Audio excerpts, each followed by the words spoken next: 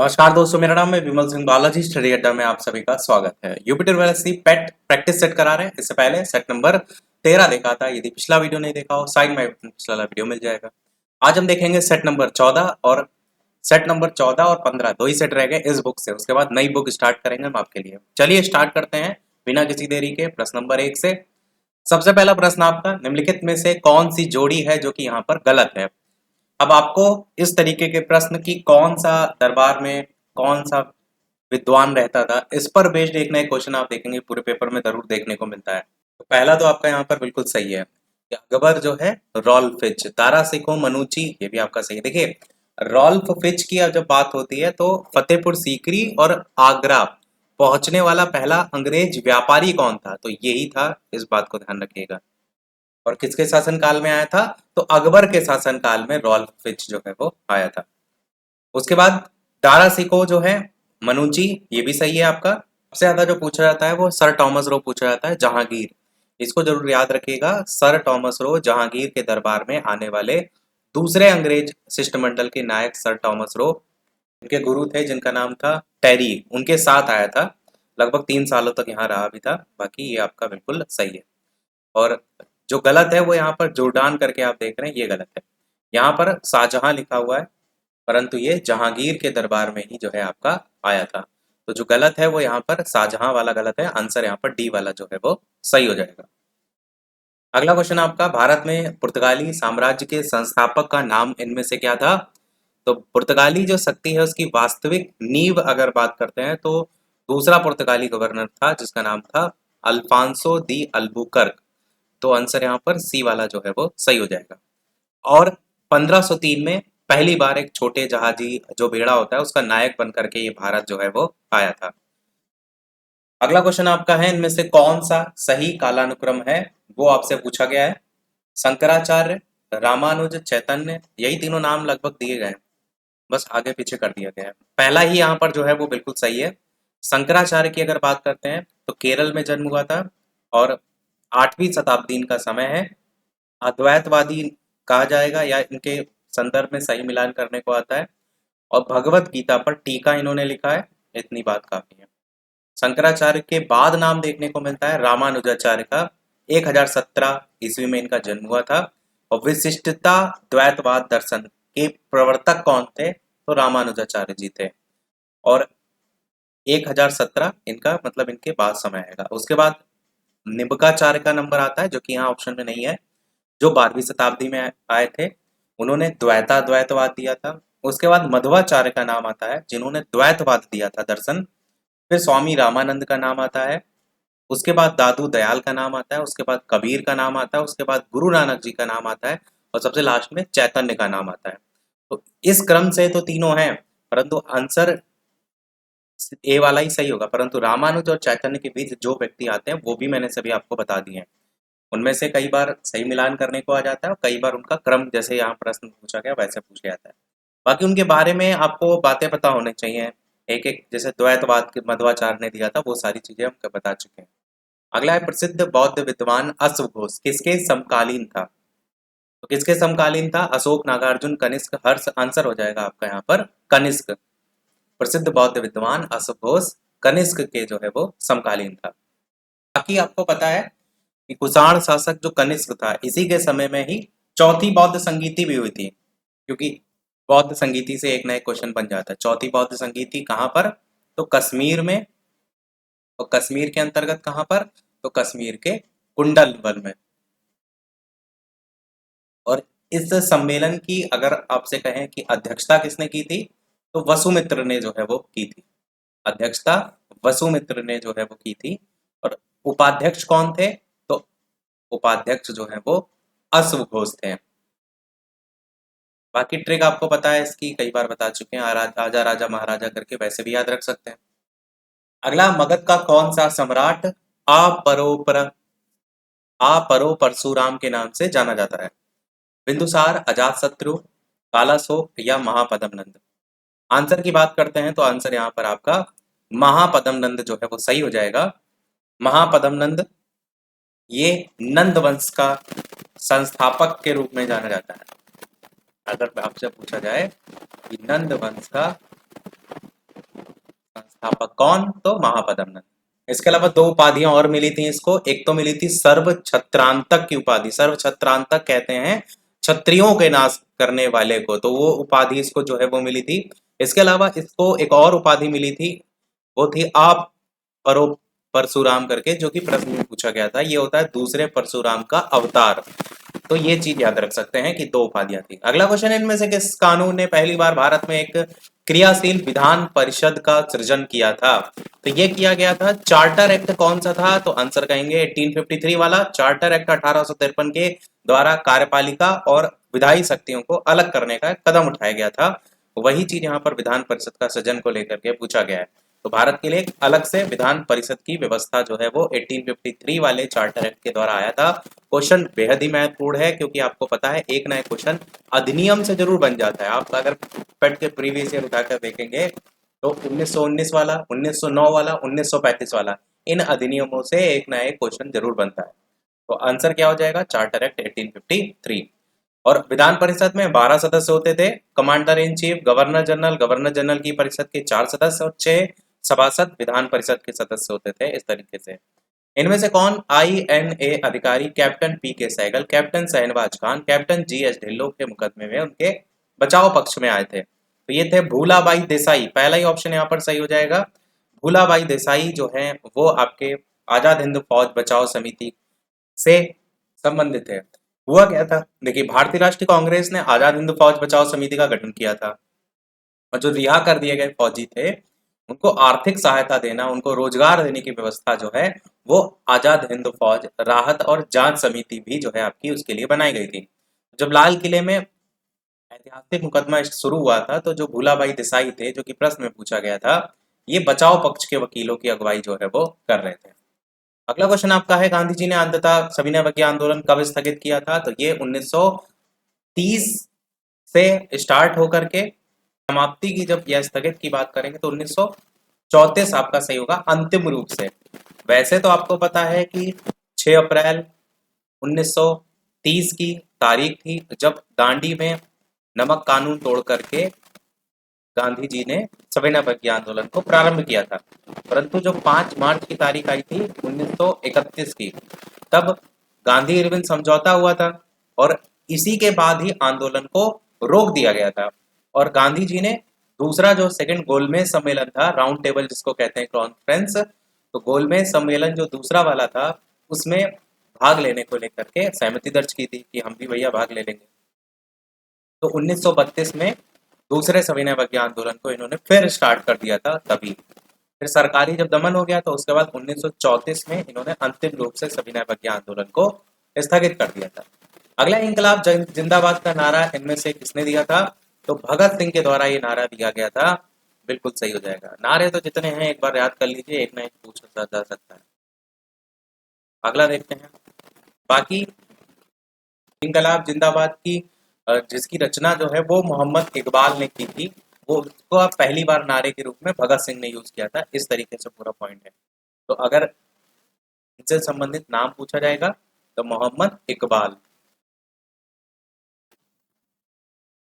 अगला है आपका कथन और कारण से संबंधित। कथन है प्रारंभिक राष्ट्रीय आंदोलन की आधारभूत कमजोरी उसका संकीर्ण सामाजिक आधार था, और कारण है कि इसमें सम्मिलित होने वाले सामाजिक समूहों के संकीर्ण हितों के लिए लड़ता था। तो आंसर क्या होगा? आंसर यहाँ पर ए तो सही है, परंतु आर गलत है। ये वाला आपका ऑप्शन यहाँ पर सही हो जाएगा।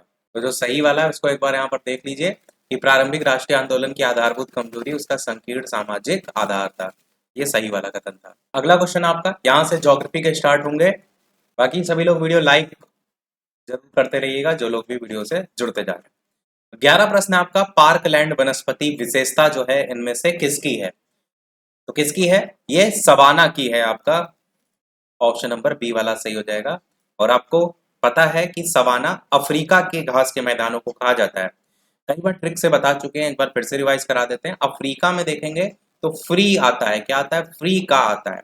और कहीं पर भी कोई चीज फ्री की होती है तो क्या कहते हैं? सब आना। फ्री का है भैया, सब लोग आना, दावत है, सब लोग आना। तो अफ्रीका में घास के मैदान है आपके सवाना। कंपोज कहाँ के हैं? कंपोज ब्राजील के हैं। लानोस कहाँ के हैं? वेनेजुएला और कोलंबिया के हैं। ये सब जो मैंने बताया वो उष्ण कटिबंधीय घास के मैदान है, परंतु अगर आपसे शीतोष्ण कटिबंधीय घास के मैदान की बात करेगा तो उसमें प्रेरी का नाम देखने को मिलता है। प्रेरी घास के मैदान अमेरिका के हैं। कहाँ के हैं? संयुक्त राज्य अमेरिका के।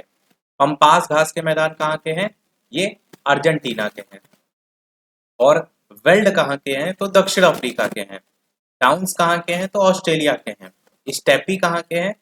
तो वो तो यूरोपीय यूरेशिया कहते हैं, जो यूरोप और एशिया को जोड़ता है। अगला देखते हैं, भूकंपों की तीव्रता किसमें मापी जाती है? रिएक्टर पैमाना, डेसिबल पैमाना, पीएच या सेल्सियस। आंसर हो जाएगा यहाँ पर आपका पहला वाला, यानी कि रिएक्टर पैमाने पर भूकंप की तीव्रता मापी जाती है। डेसिबल ध्वनि की तीव्रता मापने की आप कहेंगे इकाई होती है। कहते हैं ना कि कोई भी ध्वनि कितने डेसिबल की है, तो वो आपका ध्वनि से संबंधित हो जाता है। पीएच वैल्यू होता है किसी भी विलयन की या तो अम्लीयता या तो क्षारीयता का पता लगाना हो। और सेल्सियस जो पैमाना होता है ये टेम्परेचर मापने की इकाई होती है। अब यहाँ पर आपसे एल्यूमिनियम कंपनियां दी गई हैं, उनकी स्थिति पूछी गई है कि कौन सी कहाँ पर स्थित है। तो बाल्को हिंडाल्को में, हिंडाल्को आपको सबसे ज्यादा पता है, फेमस है, रेणुकूट में है। ये फोर्थ वाले से मैच हो जाएगा। और अगर आपको थोड़ा सा ट्रिक से जोड़ना है तो जैसे आप चाय वगैरह बनाते हैं तो कूटने वाला अदरक नहीं आता, उसमें क्या करते हैं, अदरक को डालते हैं फिर कूटते हैं। तो डालको में देखिए डाल आ रहा है, डालो के उसके बाद यहाँ पर कूट में कूट आ रहा है। ऐसे थोड़ा सा वर्ड प्ले करेंगे तो याद हो करने में आसानी होगी। बाल्को जो है ये आपका कोरबा, बाल्को कंपनी कहाँ पर है? कोरबा। इंडियन एल्यूमिनियम कंपनी कहाँ है? तो हीराकुंड आपका। ये आपका फर्स्ट वाले से मैच हो जाएगा। और हीराकुंड उड़ीसा। और नालको कहाँ है? तो ये कोरापुट, ये भी आपका उड़ीसा। तो सही मिलान करेंगे तो कौन सा ऑप्शन आएगा? पहले हमने 2 को मिलाया, फिर 4 को, फिर 1 को, फिर 3 को। बी वाले ऑप्शन में आपको ये देखने को मिल रहा है। चलिए अगला क्वेश्चन देखते हैं, इनमें से कौन सा कह रहा है सही सुमेलित नहीं है। गर्म जल स्रोत दे रखे हैं और उनकी स्थिति दे रखी है। तो मणिकरण आपका कहाँ पर है? हिमाचल प्रदेश में है, कुल्लू जिला पड़ता है। ये पहला तो बिल्कुल आपका सही है। जिला कौन सा है? कुल्लू। ज्वालामुखी, ज्वालामुखी जम्मू कश्मीर में लिखा हुआ है, ये आपका गलत है।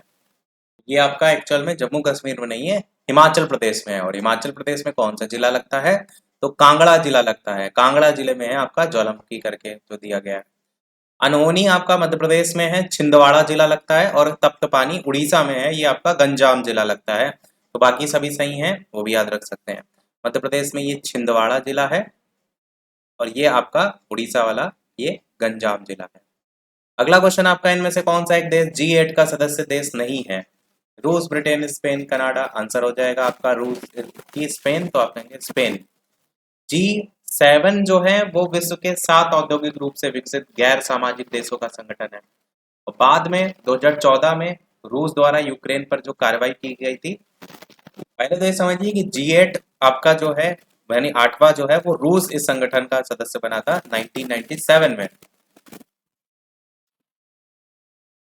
और G8 तब इसे जाना जाने लगा था, पहले G7 जाना जाता था। और 2014 में रूस द्वारा क्या किया गया था, यूक्रेन पर कार्रवाई की गई थी, तो इसलिए उसे G8 से निलंबित कर दिया गया था। तो बाकी यहाँ पर स्पेन ऑप्शन सही हो जाएगा। अगला है कि पौधों की अधिकतम संख्या पाई जाती है, कहाँ पाई जाती है? बिहार, कर्नाटक, महाराष्ट्र, उत्तर प्रदेश। आंसर हो जाएगा आपका यहाँ पर महाराष्ट्र, सी वाला। आपको पता है कि जनगणना 2011 के अकॉर्डिंग अगर बात करें, शीर्ष बौद्ध जनसंख्या कहाँ पर है, सबसे ज्यादा कहाँ पर है? तो सिक्किम में सबसे ज्यादा है। कहाँ पर है सबसे ज्यादा? सिक्किम में है। कितनी परसेंटेज में है? तो यहाँ पर आपको परसेंटेज 27.39% देखने को मिलता है। सेकंड नंबर पर अरुणाचल प्रदेश आता है, जहां पर आपको 11.77% देखने को मिलता है। उसके बाद थर्ड नंबर पर मिजोरम का नंबर आता है, जहां पर 8.51%। तो महाराष्ट्र जो है ये केवल ऑप्शन के अकॉर्डिंग सही है। यहाँ पर 5.81% है बौद्धों की संख्या। 2005-6 में प्रारंभ की गई भारत निर्माण योजना का अंग इनमें से कौन सा नहीं है?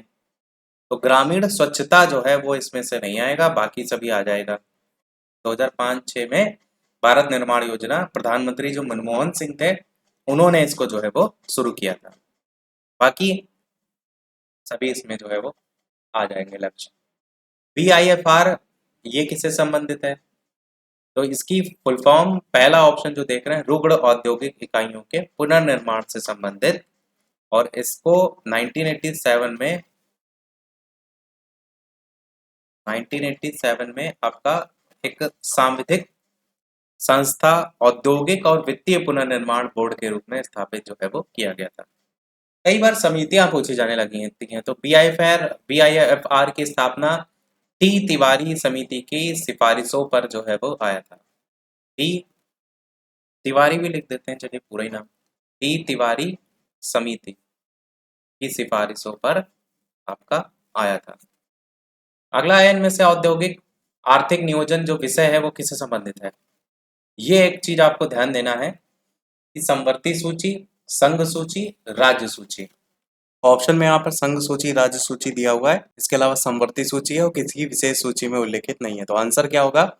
संवर्ती सूची ही यहाँ पर आपका ऑप्शन जो है वो सही होगा। आर्थिक नियोजन जो विषय है वो संवर्ती सूची में आता है, और भारत सरकार ने योजना आयोग की स्थापना इसी को लेकर के की भी थी, वो चीज आपको पता होगा। बाकी मैंने ये चीज स्टार्टिंग में आपको क्लियर कर दिया कि यहाँ से एक ना एक क्वेश्चन आता है कि ये एक पर्टिकुलर विषय दिया गया होगा, पूछा जाएगा कौन सी सूची में आता है। तो एक बार देख लेंगे तो थोड़ी सी समझ विकसित हो जाएगी। अगला क्वेश्चन है, मुद्रा और वित्तीय मामलों में सरकार का वित्तीय अभिकर्ता और सलाहकार जो है वो कौन होता है? तो आपका RBI जो है ऑप्शन सही होगा। अगला क्वेश्चन आपका है, नगर पंचायत की वार्ड समिति के विषय में क्या सही है वो पूछा गया। नीचे से 1 2 3 करके ऑप्शन भी दिए गए हैं। तो डायरेक्ट आंसर की बात करते हैं। आंसर यहाँ पर पहला, दूसरा, तीसरा, तीनों के तीनों आपके जो है यहाँ पर सही है, चौथा पांचवा गलत है। तो सही वाले एक बार पढ़ लेते हैं। सबसे पहले कि नगर पंचायत के कुछ वार्डों को मिलाकर वार्ड समिति बनाई जाती है। इसमें वार्ड से जो निर्वाचित पार्षद सदस्य हैं वो आपके होते हैं। वार्ड में रहने वाले 2 व्यक्ति समिति में मनोनीत किए जाते हैं। तो ये तीनों के तीनों आपके सही हैं, और इस प्रकार 3 ऑप्शन वाला सी ऑप्शन यहाँ पर हो जाएगा। एक उच्च न्यायालय का न्यायाधीश अपना त्यागपत्र संबोधित किसको करता है? 21 क्वेश्चन से आपके ना कॉन्स्टिट्यूशन के स्टार्ट हो गए। तो उच्च न्यायालय का न्यायाधीश अपना त्यागपत्र किसको संबोधित करता है, बताइए। आंसर की बात करते हैं तो आपका राष्ट्रपति यहाँ पर जो है वो पहला ऑप्शन जो है वो सही हो जाएगा, और उच्च न्यायालय का है तो उससे भी आप पहचान सकते हैं। बाकी ऑप्शन में यहाँ पर देखेंगे तो उच्च न्यायालय के मुख्य न्यायाधीश भी करके दे रखा है सी में, इसमें ना कंफ्यूज होइएगा।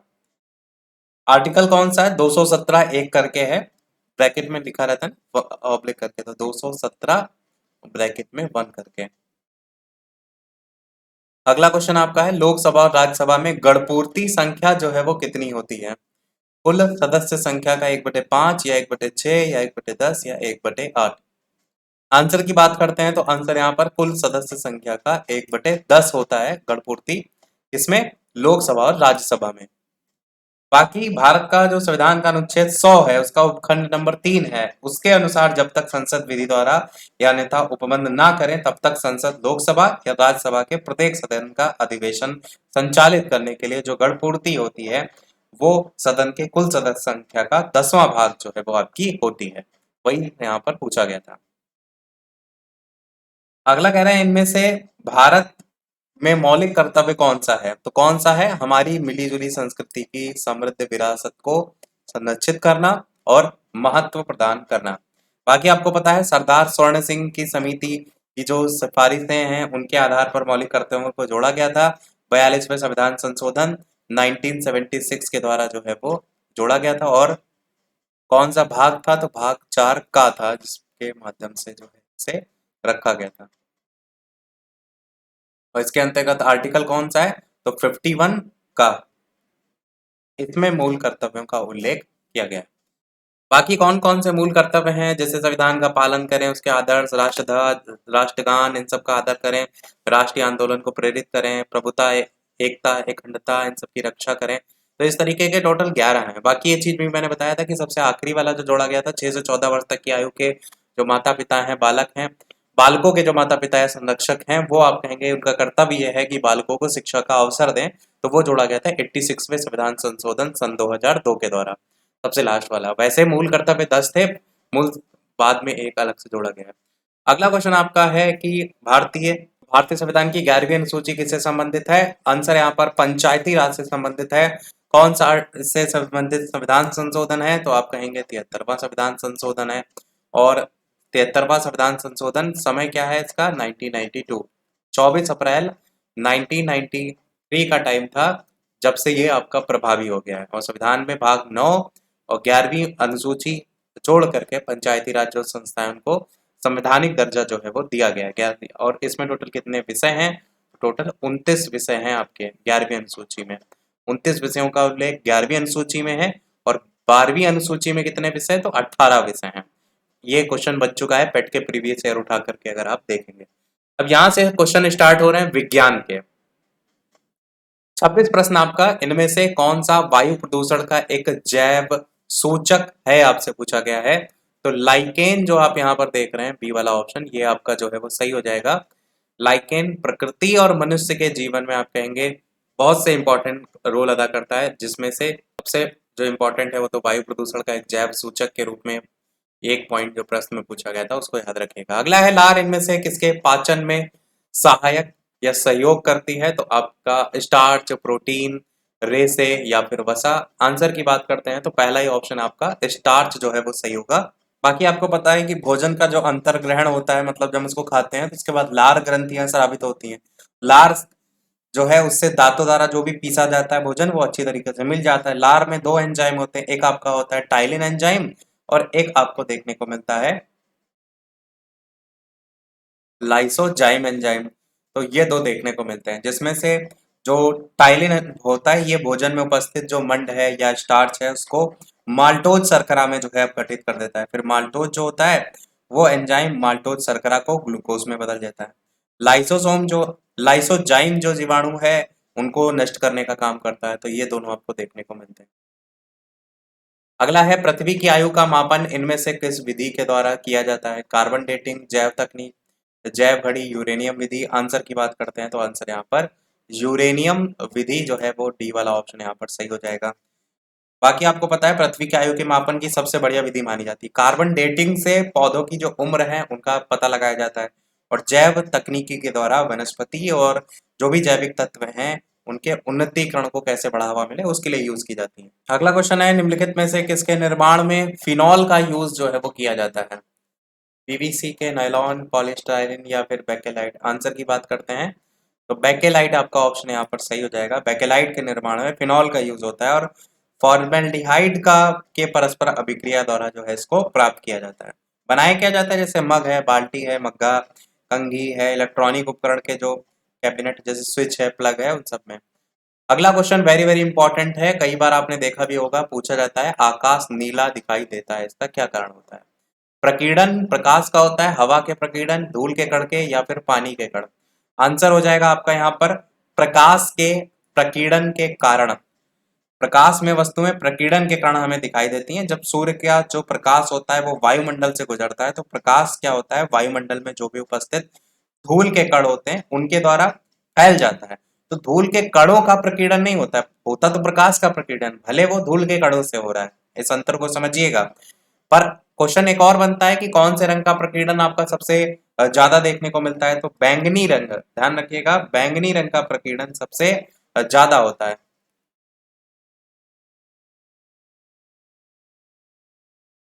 इसी के कारण आकाश आपको नीला दिखाई देता है और लाल रंग का प्रकीर्णन जो होता है वो सबसे कम होता है और डूबता या उगता हुआ सूरज आपको लाल दिखाई देता है, वो इसका कारण हो जाता है। किसी भी रंग का जो प्रकीर्णन होता है वो उसकी तरंगदैर्घ्य पर डिपेंड करता है। तरंगदैर्घ्य अगर कम है तो प्रकीर्णन ज्यादा होगा और अधिक है तो तरंगदैर्घ्य का प्रकीर्णन कम होगा। अब यहाँ से मैथ के क्वेश्चन स्टार्ट हो रहे हैं। तो पहला क्वेश्चन मैथ का है जिसमें भिन्न न्यूनतम भिन्न पूछ लिया गया है। न्यूनतम भिन्न में तो आपको पता ही है कि इसको दशमलव हटाएंगे, बटे में जितने जीरो लगाएंगे यानी 4025 बटे 1000 करेंगे, उसको काटेंगे तो 161 बटे में आपका 40 आ जाएगा। ये तो आप नॉर्मल कर ही सकते हैं। अगला है दो संख्याओं का गुणनफल 9375 है। जब सबसे बड़ी संख्या को सबसे छोटी संख्या से विभाजित किया जाता है तो भागफल 15 प्राप्त होता है। इन संख्याओं का टोटल पूछा गया है। अब टोटल पूछा गया है, मतलब है कि आप ऑप्शन से फिर इसको नहीं कर पाएंगे, फिर आपको क्या करना पड़ेगा, मानना पड़ेगा एक्स के फॉर्म में। छोटी संख्या को अगर आप एक्स मान लेंगे तो बड़ी संख्या क्या हो जाएगी, बड़ी संख्या 15 एक्स के फॉर्म में हो जाएगी, क्योंकि लिखा है ना भागफल 15 प्राप्त होता है। यानी कि अगर छोटी संख्या एक्स मानेंगे, यहाँ पर छोटी संख्या करके लिख देते हैं, छोटी संख्या अगर आप एक्स मानेंगे तो जो बड़ी संख्या होगी वो क्या हो जाएगी, 15 एक्स हो जाएगी, क्योंकि वो उसके 15 भागफल के रूप में प्राप्त होता है। कह रहे हैं ना कि अगर आप बड़ी संख्या को छोटी संख्या से डिवाइड करें तो भागफल 15 प्राप्त होता है, तभी तो आप 15 गुना के फॉर्म में मानेंगे। अब क्या कह रहा है, इनका गुणनफल 9375 है, यानी x गुणे में आपका 15x और बराबर में आपका 9375। यहाँ एक्स एक्स गुणा होगा एक्स स्क्वायर और 15 अलग है, तो 15 एक्स स्क्वायर की वैल्यू ये आ जाएगी। एक्स स्क्वायर की वैल्यू आपकी क्या आएगी, 625 आएगी। 15 से अगर काटेंगे इसको, एक्स स्क्वायर की वैल्यू 625, और 625 किसका होता है, 25 का होता है, यानी एक्स की वैल्यू 25 यहाँ से आपको पता चल जाएगी। अब पूछा क्या गया था, टोटल पूछा गया था, यानी 15x और x का टोटल पूछा गया है, तो 16x हो जाएगा, और 16x में आप क्या करेंगे, x की वैल्यू रख देंगे, यानी 16 गुणे 25 कर देंगे, और 16 गुणे 25 कितना होता है, 400 होता है। आंसर यहाँ पर आपका 400 जो है वो आपको मिल जाएगा। अगला कह रहे किसी संख्या के एक तिहाई और एक चौथाई के बीच का जो अंतर है वो आपसे कह रहा है उसके वर्गमूल के बराबर है। इसको आप ऑप्शन से कर सकते हैं।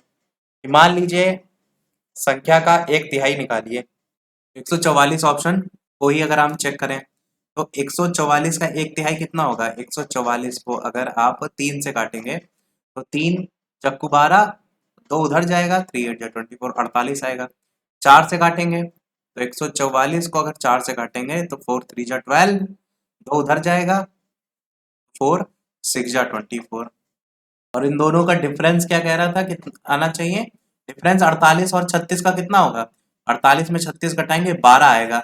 और यही चीज बोल रहा था कि जो 12 है वो उसी संख्या वो वर्गमूल के बराबर होगा, यानी 144 का ही तो वर्गमूल आपका 12 निकल के आता है, यानी आंसर यहाँ पर जो 144 है यही आपका जो है वो सही हो जाएगा। समझ गए आप, ऑप्शन से कर सकते हैं आसानी से।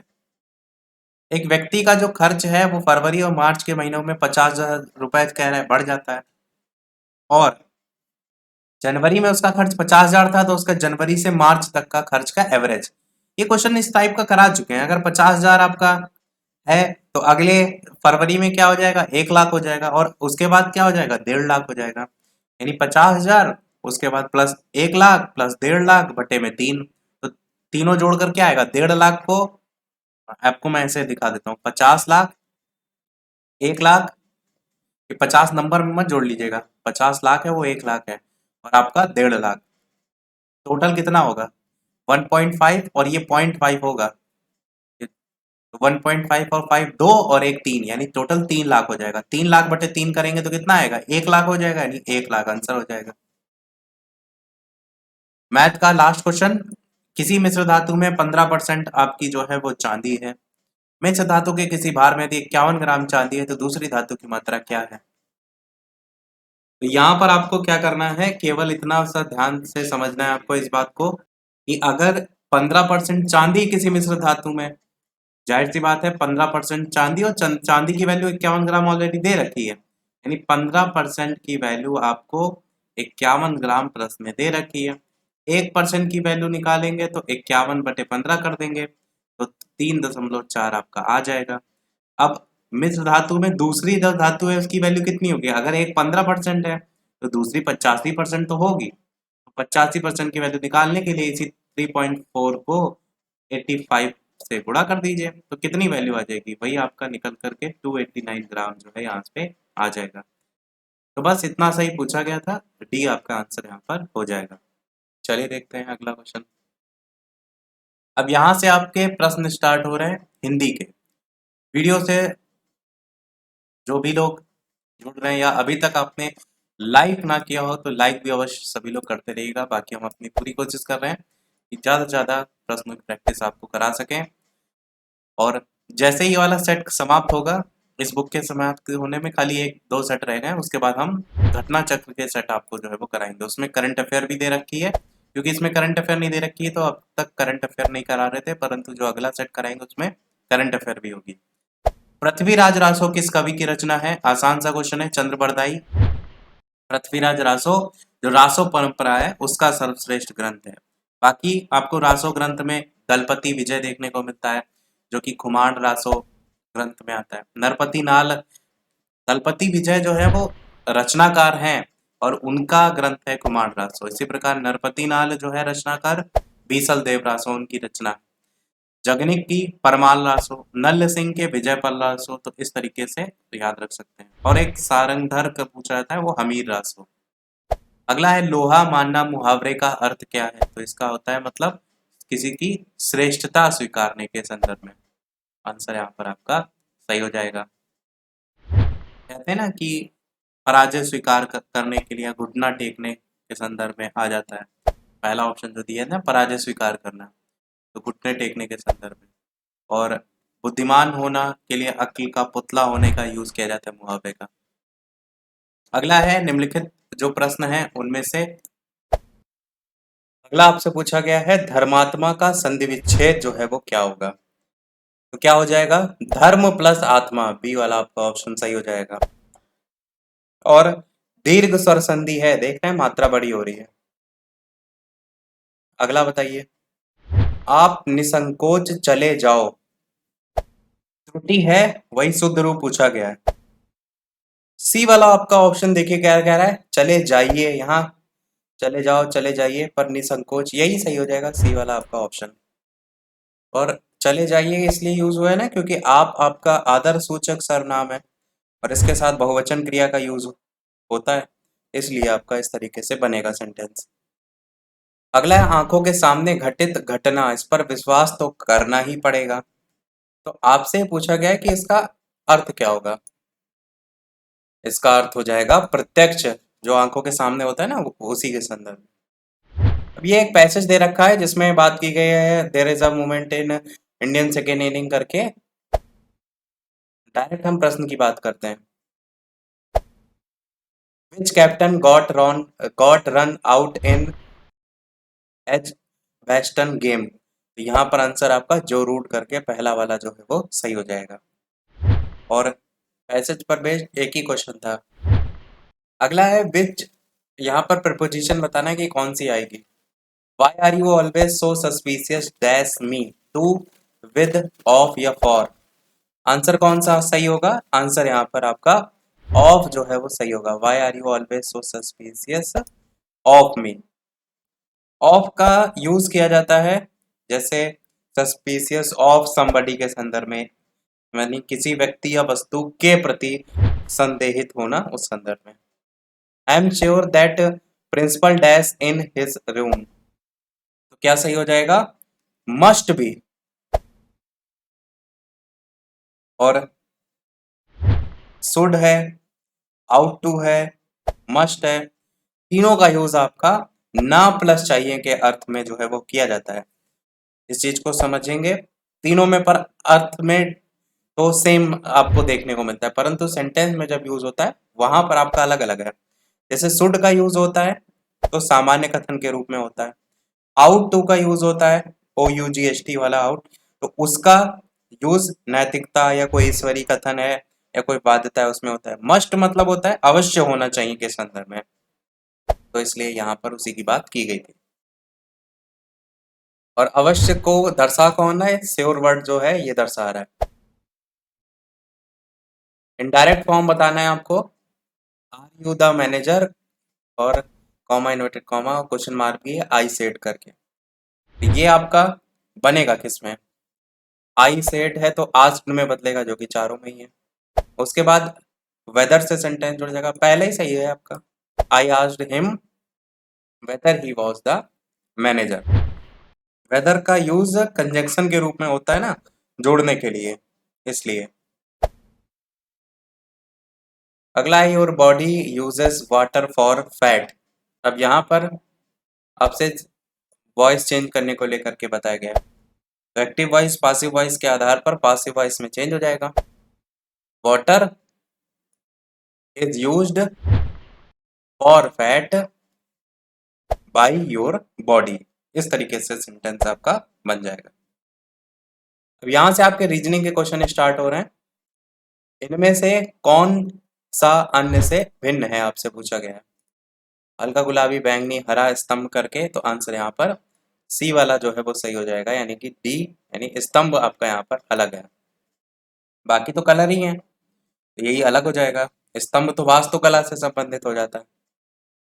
कथन कारण वाला दे रखा है कि दिन भर शहर के प्रभावित क्षेत्रों में पथराव की छिटपुट घटनाएं हुई हैं। शहर के प्रभावित क्षेत्रों में बहुत से घायल लोगों को पास के अस्पतालों में ले जाया गया।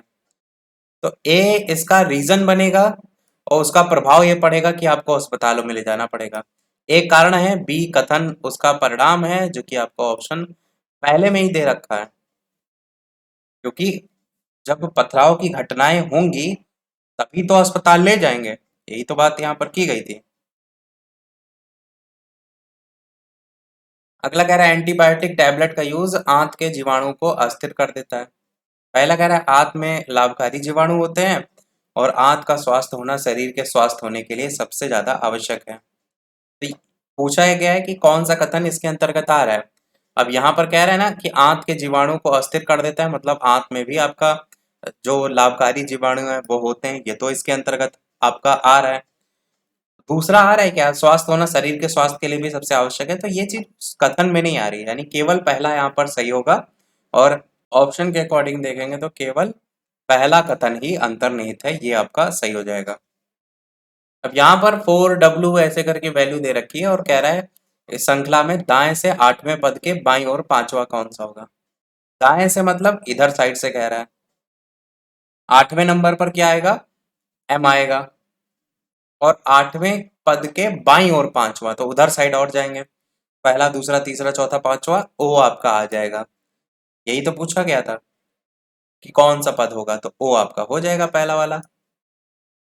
अगला कह रहा है 8 बजे डिग्री की घड़ी की दोनों सुइयों के बीच बने कोण का मान जो है वो क्या होगा। अब 8 बजेगा तो आपको पता है कि जो सुई होती है घंटे वाली वो आपकी 8 पर होगी, और जो मिनट वाली इसको बना देते हैं ना घड़ी करके, तो आपको ज्यादा बेहतर समझ में आएगा। अगर हम ये आपसे कहें घड़ी लगा देते हैं साइड से, जैसे ये आपकी एक घड़ी हो गई, इसमें देखिए 8 बजा हुआ है। अब आपको यहाँ पर देखना है कि इसमें मिनट का कितना अंतर है। यहाँ पर आप देखेंगे 5 minute, 10 minute, 15 minute, 20 minute, total 20 minute का डिफरेंस देखने को मिल रहा है। आपको पता है कि मिनट की सुई 1 मिनट में 6 डिग्री का कोण बनाती है। यहाँ पर कितने मिनट है, 20 मिनट है, यानी 20 मिनट में कितने का बनाएगी कोण, तो 6 × 20 कर दीजिए, सीधे सीधे 120 आंसर आ जाएगा। यही बात यहाँ पर समझाना हम चाह रहे थे।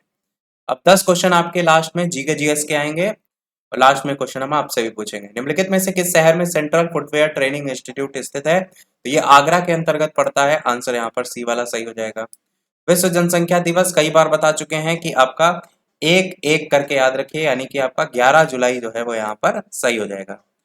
और अच्छा, इंस्टीट्यूट जो यहाँ पर जैसे सेंट्रल फुटवेयर है, ऐसे और भी बहुत पूछ लिए जाते हैं। गन्ना वाला पूछा जाएगा तो कोयम्बटूर में है, राष्ट्रीय समुद्र विज्ञान है तो पणजी में है, वन अनुसंधान है तो देहरादून में है, औषधि अनुसंधान है तो लखनऊ में है, आयुर्विज्ञान संस्थान तो नई दिल्ली में है, मौसम वेधशाला वाला पुणे में है, और इसी प्रकार और भी है। मतलब कहने का है कि जो मेन मेन है वो याद होने चाहिए। अगला क्वेश्चन है भारत में नृत्य, नाटक और संगीत के विकास के लिए, उनको बढ़ावा देने के लिए इनमें से कौन एकेडमी जो है आपकी जिम्मेदार है, तो कौन सी है, आपका आंसर यहाँ पर संगीत एकेडमी जो है वो सही हो जाएगा।